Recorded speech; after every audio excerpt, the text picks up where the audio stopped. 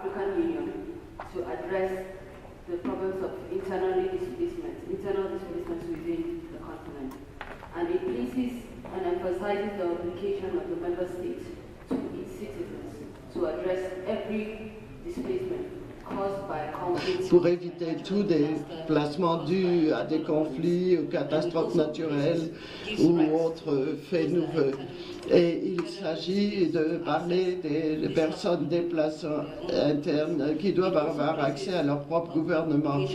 Il y a une telle obligation dans les États membres pour les autres acteurs non étatiques envers leurs ressortissants. Cette convention traite tous les cas de déplacement interne dans tous les États ayant ratifié la convention. Concernant slide where Nigeria has signed. Le Nigeria et la signature sur les sous-munitions à l'heure actuelle, la commission DHI au Nigeria réfléchit sur ces sous-missions dans le cadre de discussions en 2017.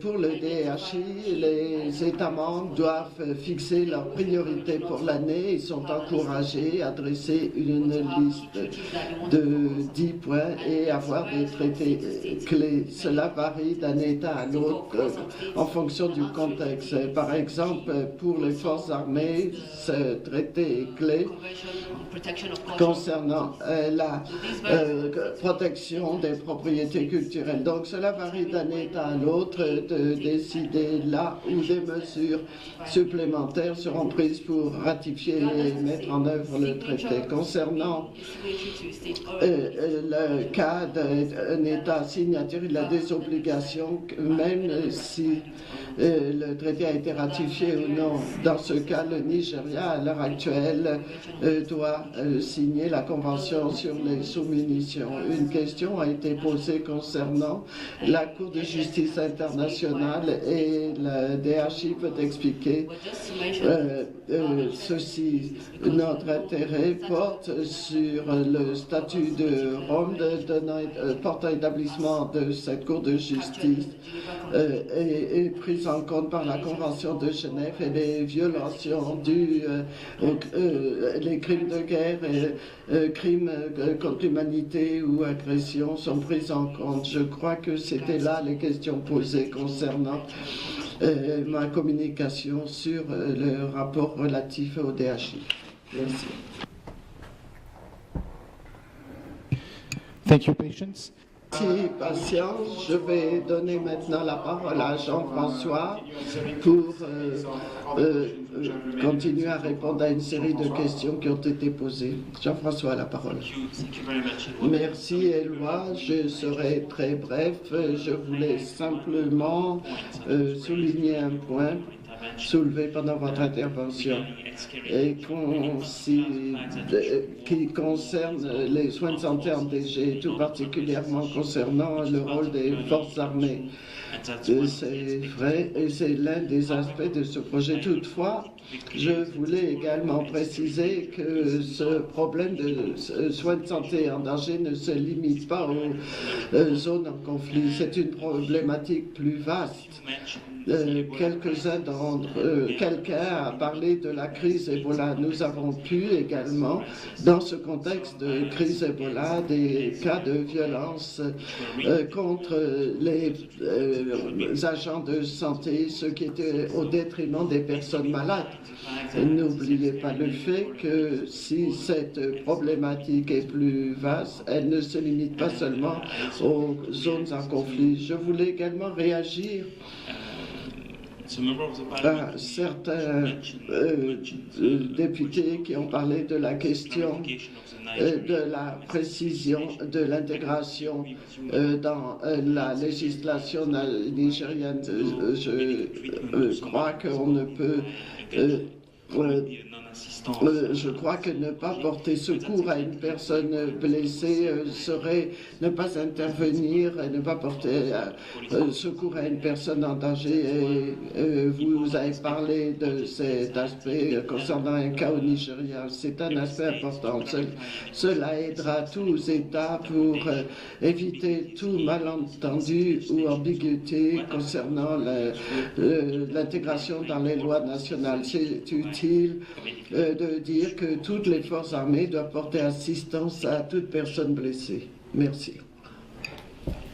Je vais reprendre la parole en français une dernière fois, je pense, parce qu'il y a une série de questions qui étaient liées entre elles, même si elles ne parlaient pas exactement de la même chose, et qui venaient de ma gauche, un peu plus haut,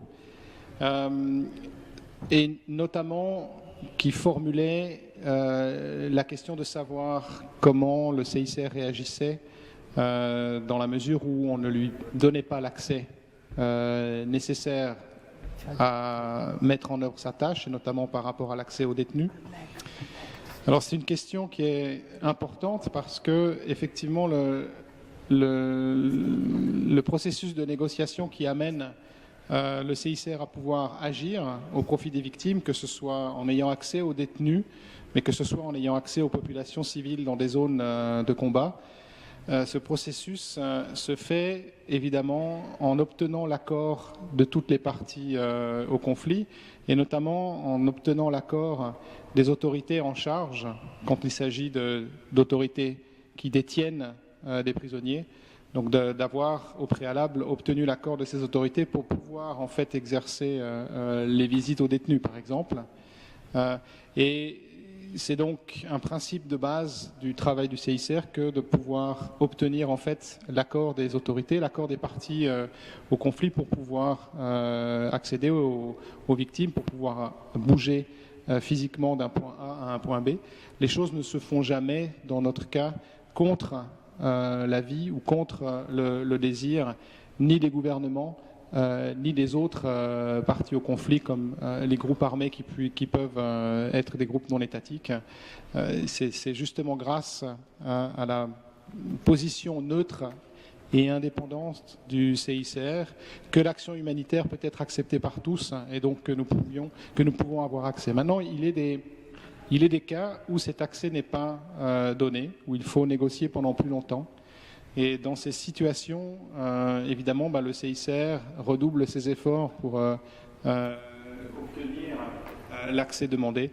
Mais il est des situations, des lieux et des gouvernements, des régimes avec qui il est beaucoup plus difficile d'obtenir cet accès qu'avec d'autres.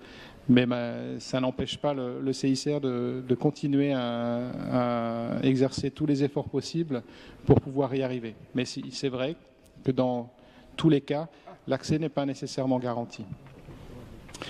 Donc je pense qu'en répondant à ces questions, nous avons fait le tour des réponses demandées, à moins que certains d'entre vous me signalent que j'ai oublié ou que nous avons oublié collectivement une question importante. Je pense que nous avons fait le tour. Madame la Présidente. Merci le chef de délégation.